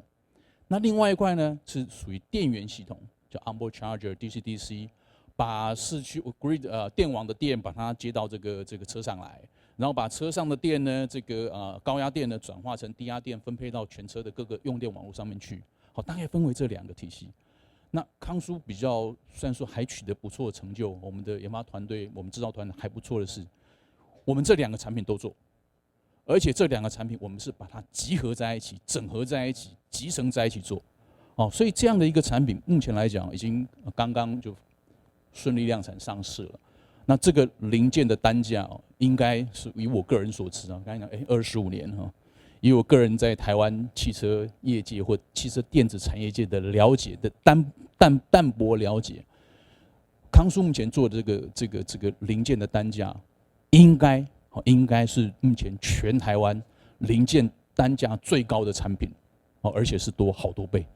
好，这代表了康舒的这个技术层次，也代表我们带给顾客的一个价值。好，这是康舒。OK， 那这个现在的城市的雾霾的情况很严重，那个北极熊很辛苦，很辛苦啊！拜托大家救救他。各位，我们到底是什么时候开始把我们的注意力放在汽车电动化上面？我们到底什么时候开始改变我们人类交通的方式？我们什么时候开始要来扭转全球气候暖化的命运？1990年这个因为这个在汽车做的比较久，大家就知道这些历史1990年 ，General Motors 这个发表了一部电动概念车，叫 Impact， 在 LA Auto Show，1990年。很快的很快，对不起对我们这个做汽车觉得很快1996年，这部概念车呢，通用把它开发完成，推展上市。这个叫这个 EV1，EV1 上面做的电动系统呢，就是后来就是 ACP 这一群人后来也帮特斯拉做了这个它的这个电动动力系统。这是1996年EV1。1997年 Toyota 的 Prius，1997年 Toyota 的 Prius 推这个量产上市。所以在那个期间在这个公元2000年左右这个矽谷有2个现象，一个叫这个 iPod 现象，每个人身上都要挂一个 iPod， 不见得他要听这个 MP3， 不见得他 iPod 不见得要放在口袋里，一定要挂在胸前，表示什么呢？我尊重有版权的音乐，我不听盗版的 MP3。矽谷有另外一个现象是什么呢？ Prius 现象。Prius 现象为什么呢？代表我爱护地球，代表我保护环境。所以当初矽谷这2个现象，公元2000年，这个可以跟大家这个refresh 一下各位的记忆。2003年，很重要的事情，特斯拉成立了。2003年特斯拉成立了。各位现在是2023年，特斯拉成立了快20年。电动汽车不是新东西，电动汽车不是新东西，特斯拉已经成立了20年。OK， 接下来一个重要的 event， 中国大陆在2009年促成了10成千辆的示范运行电动车的示范运行计划。那个时候是希望要求10个城市，每个城市要1000台。那是2009年。2009年，看今天的状况跟当初是完全不一样的发展。到了2017年 ，Model 3。成功量产上市，Model 3成功量产上市，证明了纯电动汽车也能够在市场上做普及，证明了纯电动汽车也能够在市场上做普及。这是整个汽车电动化在最近这20-30年来的历史。这是我们现在接下来就看我们各位的表现。台湾做得不错啦，我们的 GoGo 真的做得很好，这个又时尚又流行，车子很漂亮。大家都喜欢这个 GoGo。这是在这个深圳，深圳的梅林关，通通都是电动汽车。深圳的这个，包括中国大陆其他很多城市在内，都目前来讲，它的这个网约车、计程车、这个公交车都是电动化。这是在深圳的梅林关的充电站。这个是这个全球的这个 EV sales growth， 我不跟大家去阐述里面的数字，只跟各位报告2022年全球电动汽车汽车电动化，包括了纯电动汽车，包括了 plug-in hybrid， 大概占了全球的世界汽车销售1成以上。10部汽车里面有1部是 BEV 或者是 plug-in hybrid， 那其中呢，大概有600万是在中国大陆。大概有250万到300万呢是在欧洲，所以大概是这样的一个市场的情况。OK， 这个但是呢市场很乐观，但是呢里面要做的这个工作呢其实相当的困难我们把它当做一个这中间就是我了。就为了让大家不要那么无聊，所以我们同仁准备了一张照片。本来要准备那个在那个马路上跌倒，我也常常跌倒，骑摩托车常跌倒。哎，骑摩托车很危险啊，大家小心。我会跌倒，然后我说不要了，这让我太丢脸了，所以没有弄了这张有点忧郁的照片了。但是没有跌倒啊。做电动汽车不是容易的工作，不是容易的工作。这是罗斯福总统讲的smoothly made a skilled sailor。就是因为这么挑战，所以才有意思嘛。就是这么挑战，所以才值得我们去做。OK， 有几个准备我们该做的，有几个准备我们该做的。我们从这个后面讲过来好了，供应链是很痛苦的事情，尤其在过去这2-3年来，有这个半导体的缺货的情形非常的严重。供应链是非常非常痛苦的事情。那尤其目前台湾在做电动化的话呢，这个有相当多的供应链其实还不太完整。这是供应链的状况。那另外品质，大家这个你们这个做汽车品质要很好啊，那汽车品质要很好，到底要怎么做到啊？所有都问我这个问题啊。那我们做汽车人其实迷信一件事，就是品质管理就是流程管理。各位要把品质做好，其实没有什么太深的学问，没有什么太复杂的事情，就是把流程做好，所以这个很多的事情，其实各位注意到了，比如16949啦、APQP 啊，功能安全26222啊，包括什么最近的 cyber security， 很多都是流程管理。我们做汽车的迷信一件事情，就是品质管理，就是流程管理，流程管好，品质就会做好。那当然里面又分为4个领域啦，可以跟大家分享一下。大概是属于这个第一，当然是属于我们讲的刚才品质流程，一定要做好。那品质流程呢，讲起来是讲得很容易啊，教科书上一大堆，外面的这个教育训练课程也都很丰富啊，但是要当 to 每个工程师的执行，每一个制造人员的执行，锁螺丝钉要他老老实实一颗一颗锁上去，锁1颗没问题。100颗没问题，锁1000颗螺丝钉没问题，锁10万颗呢？100万颗螺丝钉呢？1000万颗螺丝钉呢？一个都不能错，这就很困难，这就很困难。那另外一个是属于这个我们讲说这个在这个市场上的这个品质，这是另外一个领域，市场上的一个品质，那这也其实相当的辛苦比如说呢，我们随便举例讲台北发生一个事情，台北的市场上发生一个事情，台中发生一个事情，台南发生一件事情，他们3个顾客回过来 interview 帮他跟顾客 interview 客诉 interview，3个说法呢都一样，可是指向3个不同的问题，这种事情会发生的，很辛苦。那也有可能呢，3个 interview 的讲的都一样讲的都不一样，查起来呢就都是同一个问题，这是非常非常辛苦的一件事情。所以 summary 起来还有另外一个就是我们讲供应商的这个品质管理，供应商的品质管理。那供应商呢，有时候这个因为我们讲一部整车大概有如果少一点大概有300个供应商了。那以我们的话，应该大概有接近以我们做这个产品来讲大概接近有大概70到80个供应商。有一个天高皇帝远所以过去这2年有这个 because of 这个 COVID-19， 所以我们的这个工程师也没有办法到每个地方去做明确的监管。那在这样的情况之下，怎么确定我们的所有的这个零部件是能做得好？这个是不容易的事情这是不容易的事情。但是我可以跟各位报告的一件事情是什么呢？就是把流程做好。这个事情讲得很容易当 to 每一个人的日常开发生活，那是非常困难的一件事情另外制造制造也是非常辛苦的一件事情比如说这个 trace 会断掉 ，PCB 的 trace 会断掉比如说 PCB 在过程中间会有 scratch， 它有 scratch，My God， 这个会不会造成产品上的 failure 的风险呢？比如说做这个 PCB assembly 零件就是会掉下来到底怎么办呢？比如说刚才提到了锁螺丝，明明就用很好的设备锁上去，它就会漏锁，它就是锁不紧了。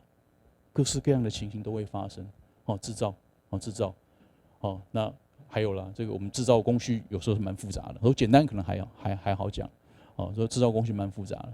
那如果一旦稍微停工，不要停工，停线 for several days， 哇，那下一次这个要来的同仁就忘记怎么怎么组装这些产品，到底怎么办？这个没有什么样的秘诀，都考验的执行力。另外一个是技术了哈，各位。汽车产业是高科技产业，我们常讲台湾讲高科技产业，都要做半导体了，都是这个做这个手机啊，做这个电竞型的这个笔电啊。不，汽车是高科技的产业。我跟各位举个例子，我们汽车现在写 software 是 model-based development， 已经没有 hand coding 了，不用手去写软体了。那都是使用 model， 把 model 建成之后，叫 auto code generation， 自动产生C语言。这讲起来好像很方便，对不对？但整体的工具链的串联，然后要让这个去符合所有的软体开发的流程，所有的工程师要具备一样的 mindset， 同时呢，也兼顾这个底层的软件跟高阶软件的整合。Oh my god， 其实这个是非常复杂的事情。再举例讲，我们这个 EMC， 过去我做了其实蛮多年的这个汽车电子，所以 EMC 台湾产业过去的习惯的做法就是赶快做一做，做出来去送去实验室 debug 一下。我想各位在座应该有蛮多有这样的经验。实验室量瞧电阻、电容、电感换一换的，哇 ，OK 搞定。可是这个电动动力，这 my god 的高电压、高电流这种做法，拍谁呢？很困难的，怎么办？所以先要准备一个数学模型，把 design guideline 放进去。那 design guideline 又不止 PCB layout， 电路的也要做好，不只是 PCB 的这个 layout， 然后接下来要去做仿真，仿真之后才做出错。这个讲起来原理很简单，那仿真的软体哪里来？谁会做 EMC 的仿真？仿真到底准不准？技术、软体、EMC、thermal， 各式各样的技术呢，都是高科技，都需要培养。团队都需要设备，都需要找人来教他。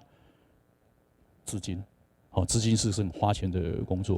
如果各位有在做这个 Autosa， 应该晓得，如果真是量产版的话 ，Autosa 便宜的小千万，贵的大千万。Autosa 买一个 Power Hill， 就是我们讲说这个做验证的这个设备，也是一样，上千万、几千万。资金呢？对不起，我按太快了。资金呢是一个真正的一个是个挑战。不过刚才讲，我觉得我不小心偷偷按到了但真正的 real challenge 是这个东西，不管是技术啊、资金啊，都可以想办法。这才是真正的大魔鬼在这个地方。那我这从那边走过来，我们需要 becoming an insider。我自己在华创待过12年，在裕隆待过12年。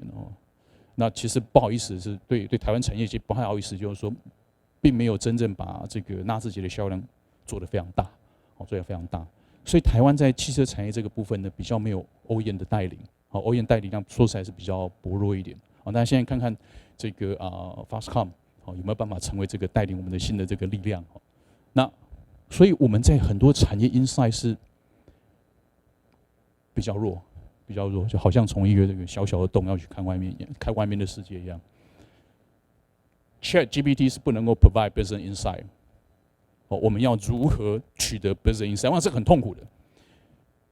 我们面对了我的 competitor，My God， 他到底卖多少钱 ？My God， 他到底好在什么地方 ？My God， 他跟我的对战相性，我们讲对战相性是什么呢？比如说，我很强，我花了很多资源。但他比我更强，不用搞，就我花了10亿下去也没有用。但是他如果的竞争者什么地方有弱一点点，我只要花5000万培养我的能力 ，OK， 我就赢过他。那这个对战相性是什么？这个是很不容易取得的，不容易取得的。另外就是水晶球啊，未来的世界会变怎么样？刚才这个许副总有提到这个充电站、充电桩那我们有做这个 onboard charger。有做 onboard charger， 那就有人跟我讲Eddie， 你们不要再做 onboard charger， 没机会了为什么 onboard charger 没机会？最近这个中国大陆有一家很有名的车厂他已经把 onboard charger 取消了。他也不要用，他不要交流桩了。以后他依赖他认为以后的世界都是直流桩，包括在家里就装个小的直流桩就好了。这样可以，对啊，也对啊。那家有一个直流桩，为什么我说车上要装个 onboard charger， 载着整个车跑来跑去，跑几十万公里，不合算？听起来很有道理。他这样讲到底对还是不对？好，那最近这个未来的世界，对，有一件事情好费疑猜啊。特斯拉说它会降低75%的silicon carbide的使用量。My God， 它到底怎么做到的？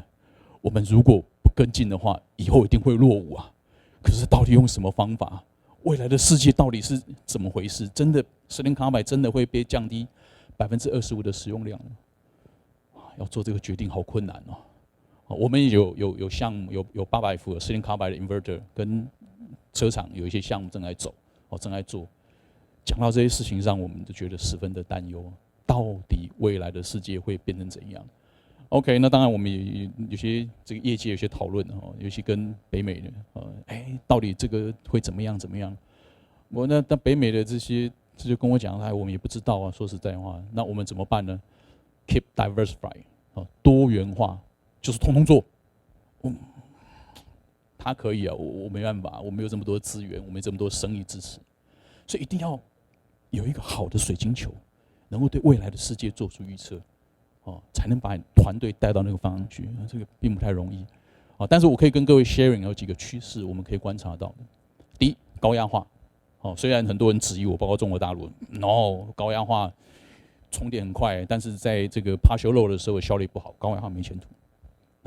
第二 ，silicon carbide 跟 gallium nitride， 第三类化合物半导体，这个是趋势。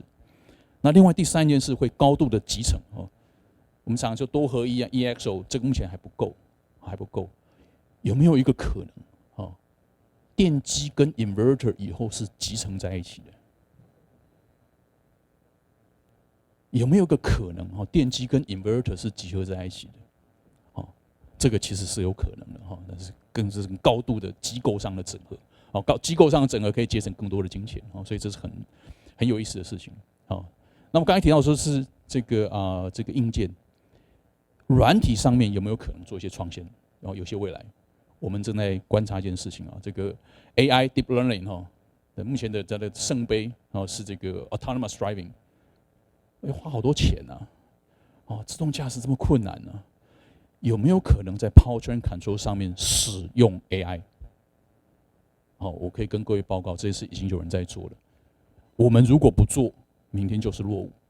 那还有一个有一个名词就是关于这个部分，在这个AI 在这个高度安全性上面要有应用的产品有一个叫 lucrative 预期性功能安全这个说实在必须这个承认这个国外在这个地方的眼光是非常深远这个部分的 lucrative 预期性功能安全会是这个领域很重要的一项工作那我们现在还在谈 function safety， 因为各位我想很多公司现在在导入 function safety 功能安全很难过。但是事实上已经开始往下一步了。功能安全是我们预计的功能失效怎么办？那如果我的功能都达成了，但是却没有办法应付到没有被 AI 训练过这些工况的时候怎么办呢 ？Sorted， 所以这个是一个未来的一个趋势，可以跟各位我们自己的观察，但不知道准不准，它是问号。然后另外就是一个我们要有独立思考能力了因为顾客是不会为他说过的事负责的。我听到笑声了，对，客户是不会为他说过的事情负责。我在华创我也干过这事儿，我跟我的工商讲，你就做这个，出事了，那工商跟我讲，刘文哲你讲的你为什么现在追究我责任？对啊，我讲的可是你是专业供应商我讲的不对，你要纠正我你要提出好的建议你如果同意我的建议，就是你要负这个责任，不然我要你干嘛？那台湾的这个工程师研发团队其实很不错，很优秀。都是以这个顾客的指示为指示，满足顾客最大的这个需求为我们最大的这个使命。但是顾客会错的，我们不太能再像过去一样做这个Apple 的代工啦，或 Amazon 的这些不太行。在这个领域我们要有独立思考的能力，我们的工程师、我们的商业团队要自己做出自己最恰当的决定另外这个是这个企业家精神，这是个新建的企业号了哈。大家讲是叫企业号了，其实那个 enterprise 的意思其实是勇往直前的意思，不是企业的意思哦。这个是要勇往直前的哦。我们常常会被人家质疑，所以要有那个神经的强度。最常被质疑就是你的 business case 好像不太好。接下来就是按你的产品开发什么好像不太顺利哦。有的时候呢，对不对？所有的我还记得很深刻，我那天晚上跟顾客在喝酒哦，晚上喝酒，或者是喝啤酒，那出了一个问题，客人呢就把那个出了问题的零件丢在桌上，你出事了，这个事情怎么办？就他就喝啤酒去了，就看这个护士的表演，我整个晚上都在想到底怎么办。各位，我们需要面对这些问题，勇往直前。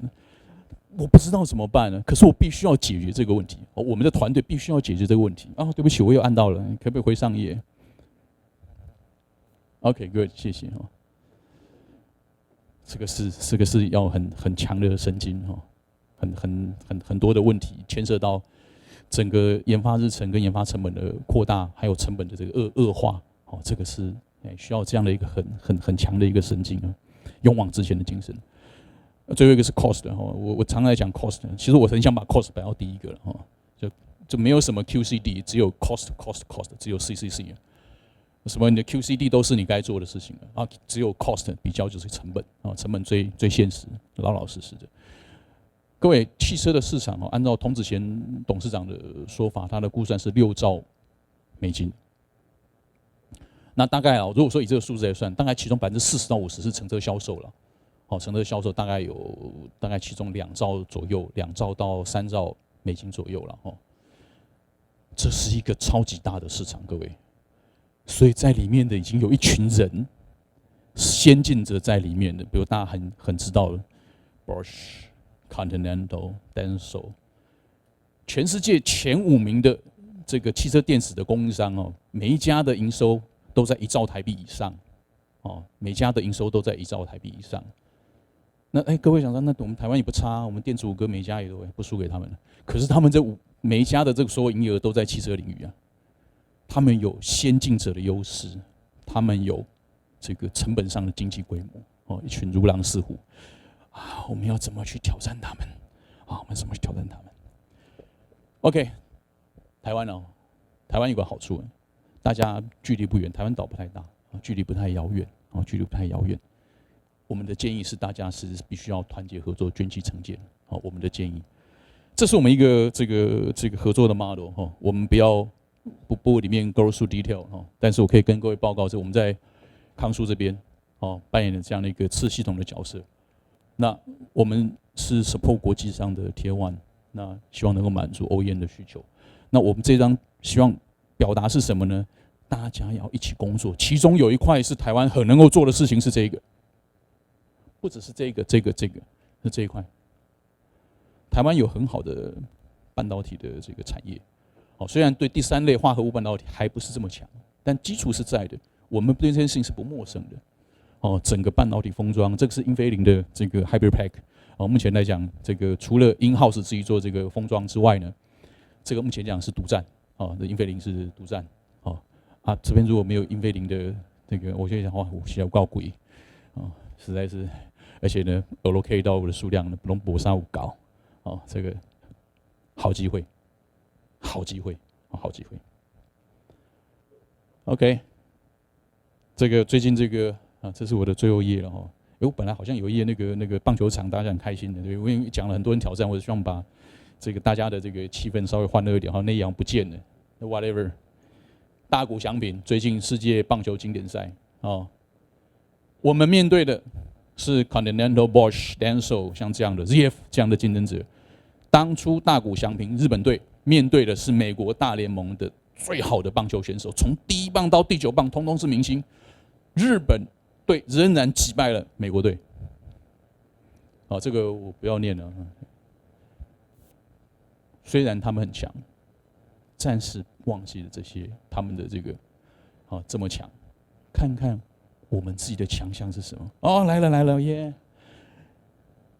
如果真的能做到刚才那件事情的话 ，yes， 我们相信说在台湾我们大家是有机会的。我们对电子产业一点都不陌生，我们熟悉所有的制作技术，我们有完整的供应链。我们希望说，台湾在这个汽车电动化的产业，如果说这系统集成、系统整合供应商，我们预计以后一定会有一样这样的一个快乐的结果。好，那今天是我的这个报告，谢谢大家，谢谢。Thank you very much, Mr. Eddie Liu, for the wonderful speech on green transformation of new energy. Thank you.